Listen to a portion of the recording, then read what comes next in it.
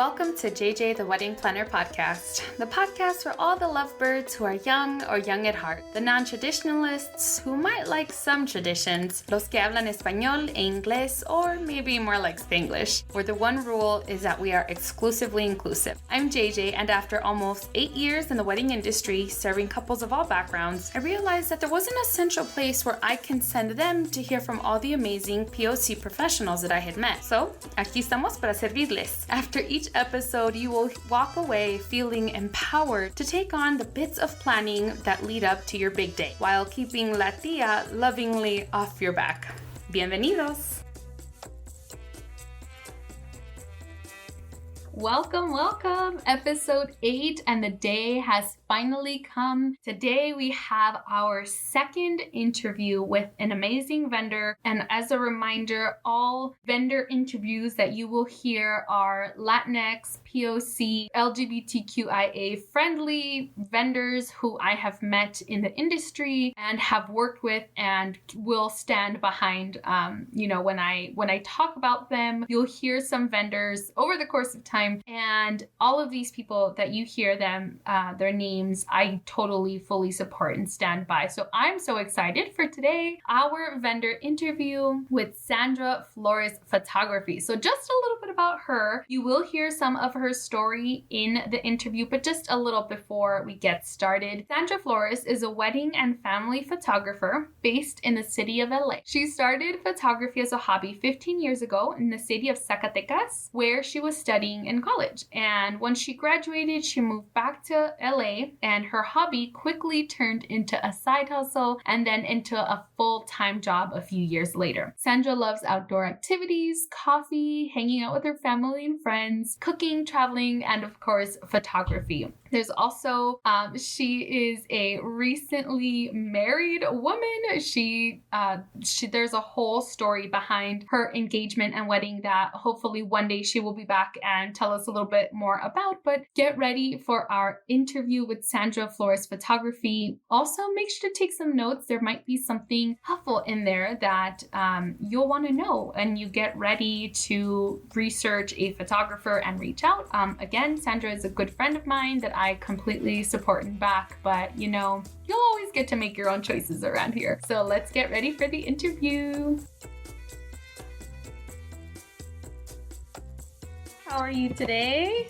I'm good. A little nervous. I've never done this before. So I'm like, oh my gosh, what if I miss something important? No, you're good. I mean, that's the whole point of this podcast, is to just keep it very casual, very open, very conversational, nothing formal, just, having a chat. Yeah. Well, welcome officially, and thank you so much for being on. No, of course. Thank you for inviting me, and congratulations on your new podcast. And let me tell you, I have a really nice voice for this. So it's perfect. Yes. Yeah, it's like actually listening to a podcast. So I'm like, oh, that's cool. Oh my gosh, thank you. It's so funny. Yeah. I've been, I've had friends tell me forever, well, you like talking, you should do a podcast. I'm like, I don't know if it's a compliment or not, but I'll take it. No, you totally should. So you haven't launched it, right? Like you're going to by the time you air, yes, we will have been going for a few weeks, but we're still in the process of getting it all together. And just like anything, right? Things take time. You're learning how to use new equipment and new software, and like anything else, it's been a journey. So I'm excited to finally go all in and just get it started. Good. And is it just you that's doing this project? Or? Right now, yes. So awesome. It's just me right now. I'm potentially going to hire on some kind of like production assistant, because it's a lot of work, and I'm just like, it makes no sense for me to do it all by myself. So I'm in conversation with someone, so I'm really excited to hopefully bring them on and bring on someone like who's actually good at this part, Yeah, that's good. Yeah, it's exciting. Yes, awesome. So tell us a little bit about yourself, how you got started in photography. Why did you decide to do this as a business, or did you know that from the start? Just tell us a little bit. It's funny because I was talking about this with one of my friends the other day. Like I never really thought about it as a business. When I started as a hobby. I was studying in Mexico in Zacatecas, and I studied industrial engineering. What? And I wanted to do something fun like on the side, and I had always liked like cinematography, and like back then I was like more artsy. So I took a film course, and then from there I liked it so much that I bought my first digital camera, and it was like a small, point and shoot camera. It was like a Mhm. gray Canon point and shoot, and I would just take photos of anything that I would see, and then just edit them on, an editing software that the computer had. Mhm. And my teacher loved them, so he actually started off like an expo for me in Zacatecas. So at like a cultural center, he organized an expo for me, and then a couple of like musicians bought my prints. So that kind of encouraged me to kind of like pursue it more. And then I started doing photos for like my friends who had music bands, or my friends that were, a couple, or I had a friend who was pregnant. And that was back like when I was 20 years old. Mhm. So so Which it is like 2 years started, ago, right? huh? So which is like 2 years ago, right? Oh yeah, like no, like Just the other day. 5 years ago. Yeah, not too long ago. So so I started doing photos for them, and then eventually I would come here because my parents used to live here. So I used to live in Zacatecas on my own when I was studying. And then I would come on vacation, and my mom's boss, her daughter had a quinceañera, so she wanted me to shoot the quinceañera because she liked my photos. Oh, wow. And that was like my first event, like doing the quinceañera. And then from there, their family members had family in Autlan, Jalisco. And then I shot a wedding there. They hired me for the wedding there. And then that's how I started building my portfolio. Like I didn't even look for it. Like it was like, kind of handed to me. I'm like, okay. But I really never thought that it would be like a full-time business. I always had the idea of having it on the side. And, like little by little, like my clientele started growing. And then I think it was like 5 or 6 years ago that I decided to go like just a full-time photographer. Because I like 7 years ago, I was doing newborn portraits at the hospital. And then I had this on the side, but the other job, like it was really time consuming, and I didn't really, earn that much money as I did with photography. So I was like, okay, so what if I invest that time, and give it to photography, to my business? Like I wanted to see like how my income would increase if I did that. And then I started like focusing more on that, promoting like my photos more, and then it started growing in a little amount of time. So that's how I kind of started with That is photography so and the cool. way I I had am now. no idea about that whole background of what you studied and how you got started and all that. That's amazing. Funny Yeah, things it's happen. like no one ever like imagines that I Yeah. studied industrial engineering. And I never really worked as an engineer. Like I always knew, like when I started photography, and I started because I was a photographer, and then I was an English teacher as well when I graduated Uh-huh. in Zacatecas. And I would see like my friends like working as engineers and how much time it consumed for them. So they were like at the companies like for 10 to 12 hours a day, and sometimes work weekends. And I'm like here being an English teacher and photographer, and I would earn like twice as much as they did. So I was like, oh no, forget this. I'm not going to be an engineer ever. No So way. yeah, no. And it's a lot of fun. Like I loved photography. Yeah. Like yeah. So that's how it all started. That is awesome. That is Yeah. awesome. And actually, well, now that I know a little bit more about your background, I'd love to hear a little bit about, so this whole podcast, the whole purpose really is geared toward, our young Latinx community where Hmm.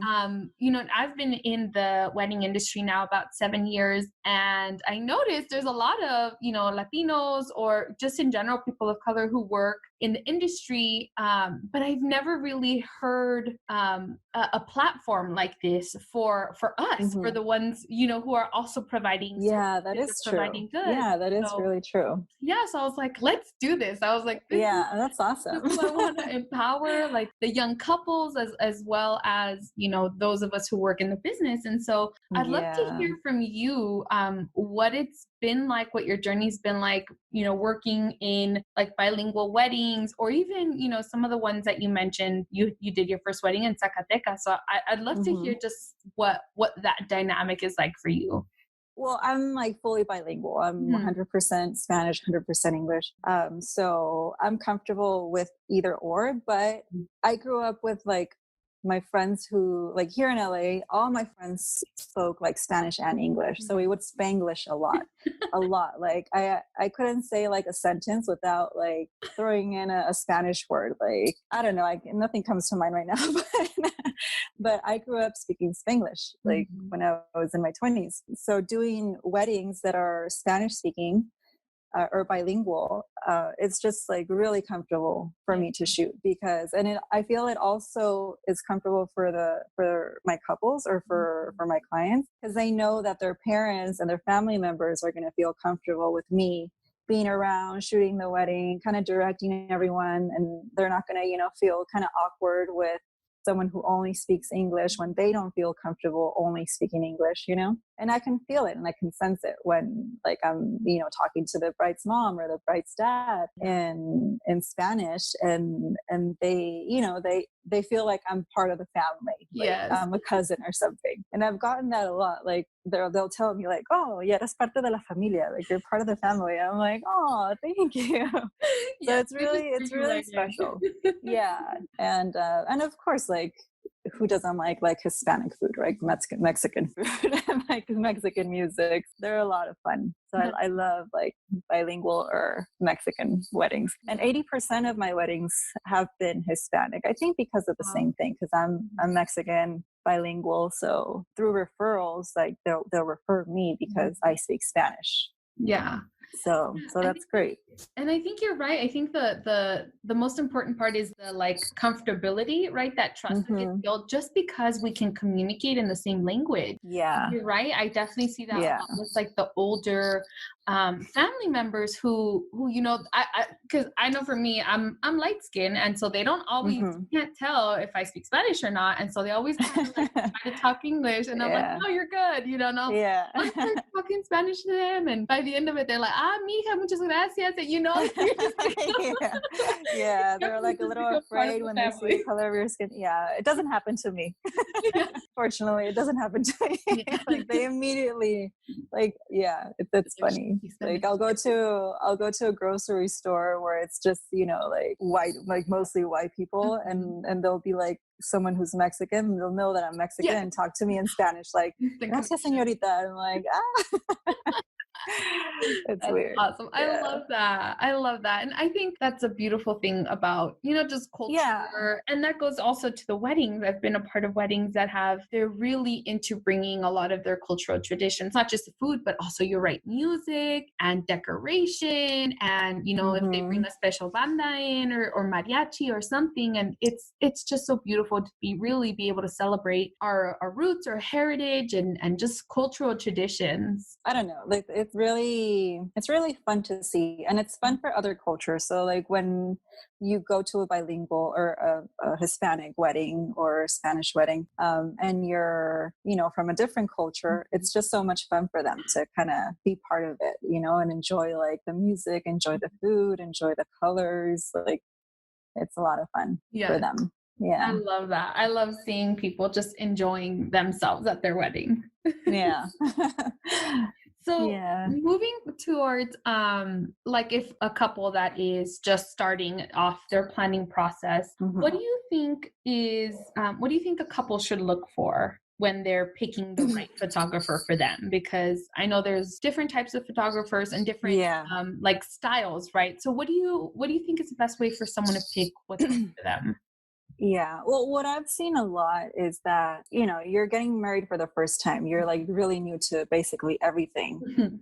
You're not really, you don't know what styles of photography there are. So I think that would be like one of the most important things. Kind of do your research and see like what kind of style you lean more towards. Cause there's like many styles. Like dreamy photos, like the classic style, or more dramatic photos, or conceptual photos. So there's a lot of styles within like the industry or wedding photography industry. So I think it's more important to choose what your style is and kind of agree on it as a couple, because one would like one thing, the other person would like something else. So just agree on one, and then kind of do your research based on that. And I think it's easier that way, because that way when you see your photos, it's a lot more likely that you're going to love them, versus like when you hire a photographer that someone recommended to you just because they shot their wedding, and you see their photos and you're like, oh, okay, but then you get your photos and you really don't like the style. Either they're too overexposed or too saturated or too contrasted to their liking. But that's because like that was the photographer's style originally, but because they really didn't do their research and they got those photos, they didn't like them. And that's not the photographer's fault. It would, in this case, would probably be like the couple's fault, because they didn't really know what style they're looking for. So I think that's like a big pointer to focus on. Yeah, do your research. And what else?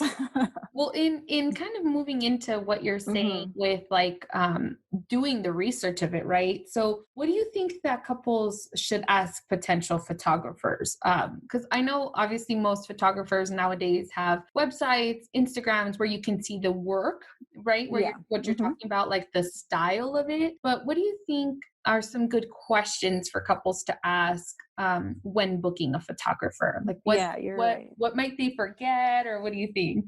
Well, I think it'd be important to ask them if they can see like a full wedding gallery. That way they see like everything that the photographer has delivered to another couple, and see if that's something that you're looking for too.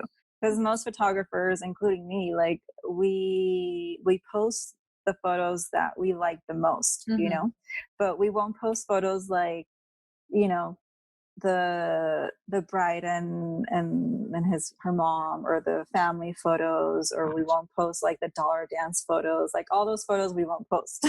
But if we show them the gallery, they'll see like that we do shoot those photos, we just don't post them, right? So I think that's one of the things that couples should ask the photographers. And there's like a lot of other things, like for instance, if they do or they don't have a second photographer, they're going to take a second photographer with them. And if they do, like, what is a second photographer in charge of, or what are they going to be shooting? So that way they know who to expect. Like for instance, when I do weddings, I shoot the bride and my second photographer shoots the groom. So that way my client knows that my second shooter is going to go to him and I'm going to go to the bride. Or like what's going to happen, like, oh, like while you're shooting the portraits, who's going to, like, how are you guys going to shoot the reception details before the guests get there? So I'll let them know, like, when the church ends, I stay with the couple and take all the portraits, and my second shooter will go on and take photos of the reception, things like that. For the second shooter. Funny. Even as a planner, that's not really something I've ever really thought about. That's such a good thing about, because even as on the planner side, I think, I know y'all are professionals and you're doing what you need to do, but really thinking about who's going to be where at what part with the couple, I can just imagine that for them, it's just reassuring to know, okay, who's going to be with me at this point? And then, but to also make sure that you're right, those other little details get pictures before all the people come in and things change and they don't look exactly like when they were first placed. Yeah. And that way, it's important to have that communication about like every single detail about the wedding. Like sometimes we'll just go over it really quick and not really go into detail, but the photographer and the couple should discuss like all those details, just to know that, because time goes by like really fast, so if you're not like on schedule with everything, you're probably going to miss stuff. And so that way it's good for the couple to have the communication with the photographer, so they're both on the same timeline.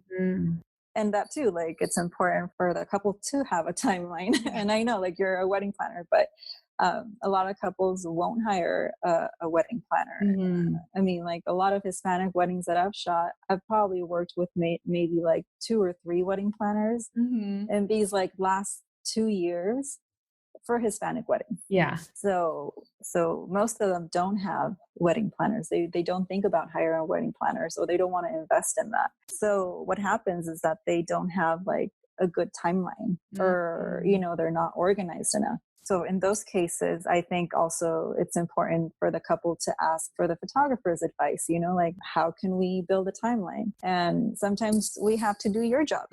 We have to be the event planner. So yeah, I think like the couple can ask the photographer, like, okay, based on your experience, like how can I build my timeline? Like so that way we maximize the time and we don't leave out like any important detail or any important formality for the event. Yeah. So yeah, just trust your photographer because he's shot weddings before. And so he can help you out with that. And it's a really easy thing to do. I help my clients do that. Yeah. That's another one. Yeah, and I think that's such a big deal. And you're right. And what I've noticed in a lot of like, Latino weddings is that for us, we're always like, oh, well, my cousin will help, or oh, my tia's going to do this. Yeah. And the funny thing is, I mean, that's how I got started. My cousin, I was their bridesmaid, and, she asked me to help, but I also had 10 years of, theater production. So I knew a little bit about like staying on track and having a schedule. But that's how I got started. And so I think there are pros and cons to that. I understand like, oh yeah, coordinators. Yeah, like, and it's because we're educated that way. We're educated to like, ay, nosotros lo hacemos. Like we can do it. Like we like va a salir todo bien. Like we'll do it. Like we're so optimistic. But yeah, yeah, that's great. But you don't have like the professional who knows like how to do things. And sometimes they'll say they'll do things and they'll forget. Like and that happens. Like la tia, it happens all the time. Yeah. So it's important to have a wedding planner for your wedding. That's one of the things. I think just in general, like anyone that gets hired, like a professional, and I know one thing is, people building up a portfolio. And I get that. I was there in the beginning too, but just knowing that whoever you hire is going to be on top of their stuff. Like what I have noticed is that all my vendors have some type of timeline for themselves. So you've given me, we've done a few weddings together, and you've sent me email of, okay, this is when we're going to do these pictures, but this is when we're going to do those pictures. And I've had DJs email me, okay, this is what I have with this and that, and, and others. And I think a professional in general will have some type of timeline. It might not be all the little bitty details like the coordinator would have, but just in general, like, that's, I think, one of the ways to know if someone really is professional is just knowing the flow of the day and being able to help with that. And it's such a big deal. And especially those obviously who have not been married or who have not been a part of a big event, they don't really know that. And so I think I'm glad you mentioned that about how you don't think about it. And then and even like you won't build your timeline until like the week of the wedding. I have a lot of couples that do that. Like the week of the wedding, they're like rushing through it. And even before the day of the wedding, like during the getting ready, they're building the timeline. Even though I had already told them like that's what I need from them, like a week or two before the wedding, like they'll forget. Like they won't really consider it as something important for the day. Yeah. But I think it's the most important thing. It should be on the top of the list to build your timeline. Because my point of view is you put so much time and so much money and so much effort into exactly. The last thing you want is for things to just kind of fall apart because there wasn't planning ahead. And, whether that's with your photographer or your DJ or your coordinator, right? Because I think those are the three vendors that have the most to do with like the flow of the day. It's just important to just be in conversation. And for me, I love being in conversation with all my vendors and just say, okay, we're all on the same page. We're all good. And it just helps the whole day. Oh yeah. Yeah. It just makes everything just flow easier. Yeah. If we go by the list. And things always change. I mean, right? Like things are always going to change, but as long as we have like some format of like where we are, things just feel a lot easier to do. Yeah. It's like you need So the structure to be able to be flexible within the structure. Yeah, exactly. Yeah. Exactly. So talking So, about some of the things that that couples sometimes forget, like the timeline on the day of. But on the photography side, what do you think that sometimes couples forget to ask to to get a picture? plan. So like I know oftentimes some people are very specific about what pictures they want, what family members, like an entire shot list. Like what are some things that you think sometimes people forget that they want captured? Just or maybe just don't know that it's gonna happen and you think it's a list. Well, okay, like talking about like family photos, family portraits. A lot of photographers, like including me, have our own style of taking like the family portraits after the ceremony. Some will do it right after the ceremony. Some will wait until the reception, or it also depends like on the time that we have to take those photos. So sometimes we'll miss some things that, like we'll miss taking a photo with a certain grandparent. And because of like, the stress about us having to be at the reception at a certain time, we'll forget.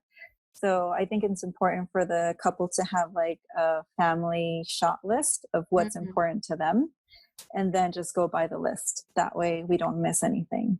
I mean, I've kind of built a structure for myself of how to do it that way, in a way that I know I'm not going to miss like any important photos. But sometimes, there'll be a guest that is important to them at the wedding and I won't know about it. Like an uncle coming from Mexico or a best friend that I don't know about, So it's always important to kind of address that with the photographer so the photographer knows and, has it in a list too. And doesn't miss those like important parts.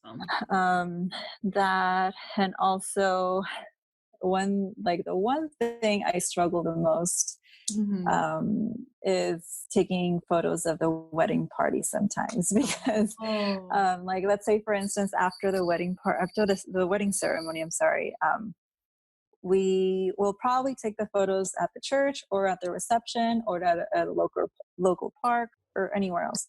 But after church, everyone kind of scatters out. So I always let the couple know, like, hey, like let your wedding party know that we're going to take photos at this time. But they often will forget to remind them. And what is going to happen is like Maria's going to go take care of her kids or Juan is going to go and get in and out because he's hungry, So, so I think it's just like really, really important to let them know because I mean, those photos are important to them. Yeah. And if they miss those photos, like I've had situations also where, no one could find one of the bridesmaids and she didn't know that we had to take the photos after. So she wasn't in the shots, and we took the photos after, but it was the sun had already set. So we didn't have like the nice portraits with her. Yeah. So just make sure everyone's, like the whole wedding party is at the place and time where they need to take photos.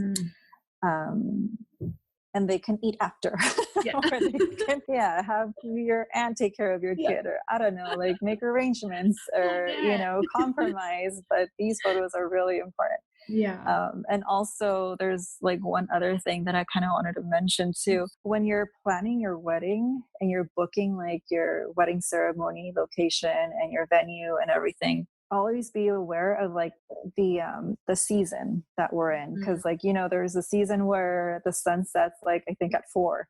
So sometimes the wedding ceremony is at 3 p.m. And then after that, we don't have time for photos. I mean, daylight time. We'll take them with, just flash, but you won't have that like nice daylight time for your photos. So when you're planning your wedding, and if you're planning on a time where the sun sets earlier, try to schedule your ceremony like at a decent time, like around 1 or 2, so that we do have enough time for photos. And I say that because it's happened to me many times where ceremony is kind of booked where it's really close to sunset, and then after that we'll have like 30 minutes for photos to take all of the photos, like family, wedding party, and portraits, and we won't have enough photos at the end. So I think that's really important. I That's think I a went too big thing. deep into it. Yeah. Yeah, no, that's actually a really good point because, again, one thing we don't really think about is the time of year and where the Mm-hmm. sun is at what time and what type of picture you'll get. Are you going to get shadows? Yeah. Is it Yeah. that golden hour? All of those things make a big difference in Yeah. how the photography ends up, and Yeah. sometimes you're right, going back a little bit, that sometimes that's not on the photographer. It's like I can't change that the sun is gone.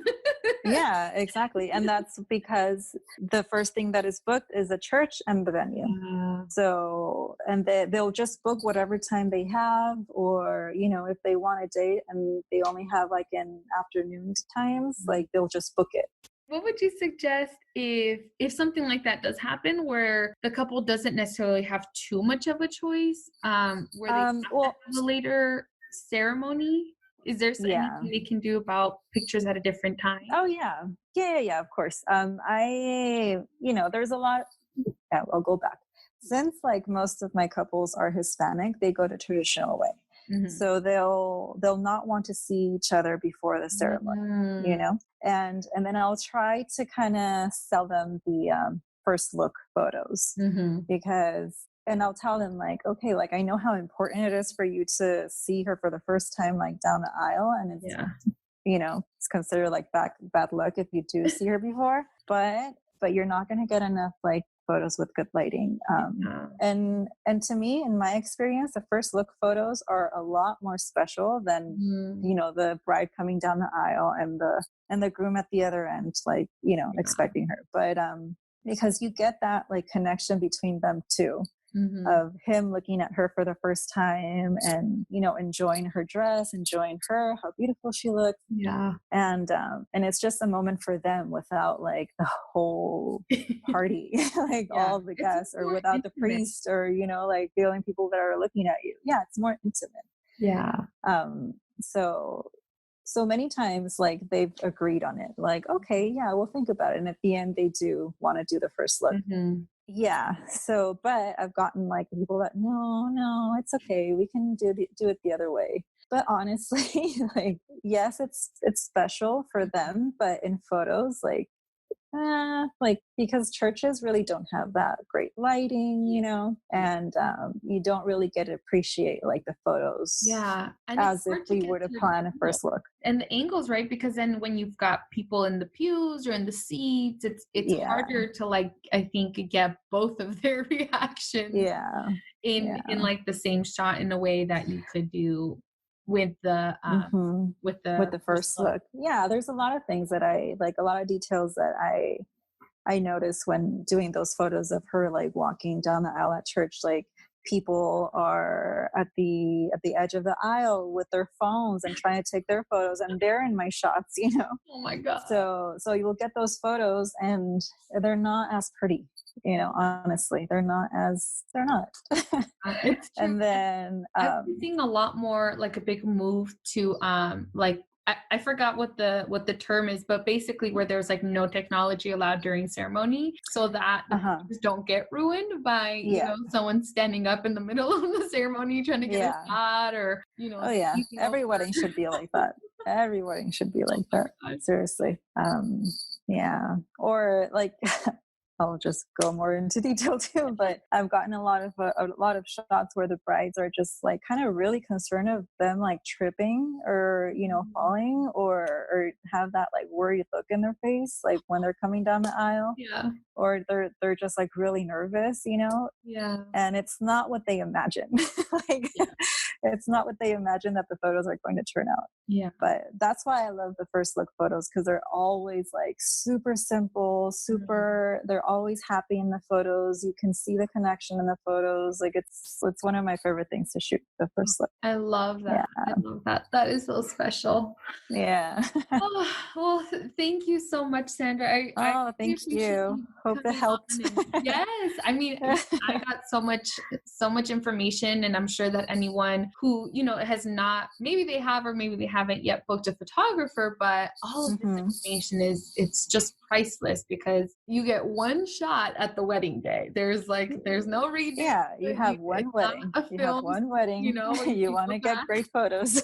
Yes. Yes, that's all that's going to last at the end of the day. Yes. Photography and videography. Oh my God, yes. And I know for me, I'm such a picture person, especially. Like, I still print pictures out. Like, I put them all over my house, and and I can just imagine whenever our wedding day comes, it's like, yeah, pictures of everything.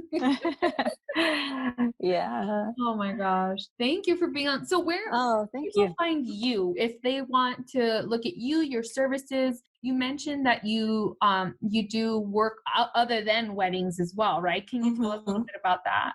Yeah, honestly, I do everything that involves shooting people, and I mean with my camera, not with the camera. With my camera, like family portraits, children, graduation, just anything, baptisms I've shot, quinceañeras, even like headshots, corporate, just anything. Yeah, I focus more on weddings. That's like my main focus, but if anyone else want something else, I can't say no. I'm like, that's something about me that I don't know how to say no. So I'll work it out. Which I'm sure is great for your clients. Yeah, they love it. So where can we find you? Where can we see your work? Where can we reach out? What's the best? Well, I'm on Instagram, Sandra Flores Photography. So you can find me on Instagram. You can find me on my website, sandraflores.co. And Facebook, also Sandra Flores Photography, and on Yelp. I'm on Yelp too, as Sandra Flores Photography as well. So, perfect. Yeah. Thank you so much, Sandra. I really appreciate you and your Thank you. I appreciate you more.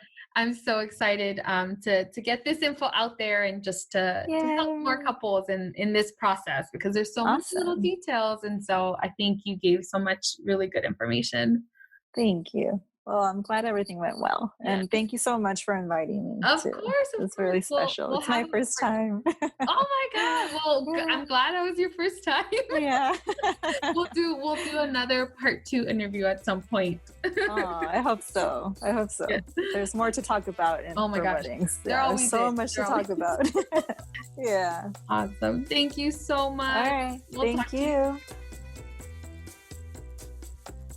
Okay, friends, that's it for today. Thank you so much for joining us. We can be BFFs on Facebook or Insta at JJ the Wedding Planner. Or if you're actually looking for information on wedding planning or coordination services, you can head over to our website, jjtheweddingplanner.com. And please don't forget to leave us a review on today's episode. Let us know what you thought. Was this helpful? And the more 5-star reviews that we get, the better chance we have at reaching more people with this information. Thank you so much again, and we'll see you soon. Los quiero. Adiós.